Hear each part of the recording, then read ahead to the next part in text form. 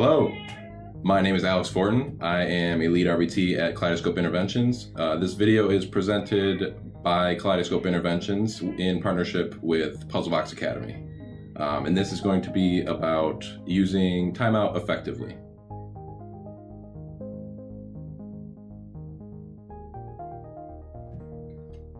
When talking about timeouts and using them effectively, we want to really differentiate the difference between a timeout and a time in, because with every timeout there has to be a time in. A more reinforcing environment, a timeout will be a less reinforcing, you want to have minimal reinforcement in a timeout environment as possible.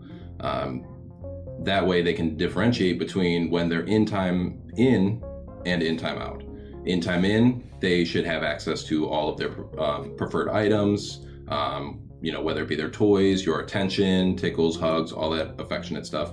Their favorite food sometimes, stuff like that in the time in condition. That way they can differentiate that when they're in time in, it's a good time, and when they're in time out, not so good. So with that, using timeout, we want to see behavior decrease. So if your time in environment is really reinforcing, super fun, a lot of attention, a lot of affection, cool toys, a lot of good food, stuff like that, and the time out environment is short of barren, they'll definitely notice the difference and say, oh, it's really not fun to be in the barren environment and super fun to be in the time in environment. Okay. Another important point of using timeouts is it needs to be very consistent on a behavior that you're looking to decrease. So whether it's yelling or hitting, throwing items, toys, anything, it needs to be consistent. So when they do that behavior, timeout every time. And whether it's a short timeout, long timeout, it needs to be consistent based on the behavior. So if every time that they throw a toy, they get timeout for 5 minutes, they need it every time they throw a toy. If you can't do it every time, it would be better not to do it at all. You don't want to do it sometimes, more times than not, stuff like that.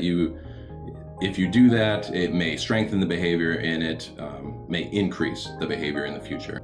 So with every timeout procedure, they're all going to be different because all kids are different. So every kid has their different needs. And when we talk about behaviors and behaviors that we want to see decrease, we also have to mention functions. So as we discussed in prior videos, 4 main functions of behavior. The ones we'll talk about pertaining to timeout are attention, tangible, and escape. So if the behavior is attention maintained, so if they hit you, scream, throw toys or anything, and then show any signs of seeking attention in terms of looking at you, that might be an indicator that those behaviors are attention-seeking behaviors. So it would be appropriate to remove attention at that point. That would be the timeout. A function of behavior that you wouldn't want to use a timeout procedure with would be escape maintained behaviors, where they are engaging in behaviors, the yelling, the hitting, throwing items to escape, whether it be demands, escape your presence, any attention, just to get away from wherever they currently are when they engage in those behaviors. You wouldn't want to use timeout there because you are allowing them that escape and basically reinforcing that behavior, which will in the end result in an increase in behaviors, which is the opposite of the purpose of a timeout procedure. So if they do show signs of escape and you see that the behavior may be increasing, you'll want to stop the timeout procedure and reevaluate what's going on in the environment that allows those behaviors to maintain. And like everything else in dealing with children and behaviors, consistency is key.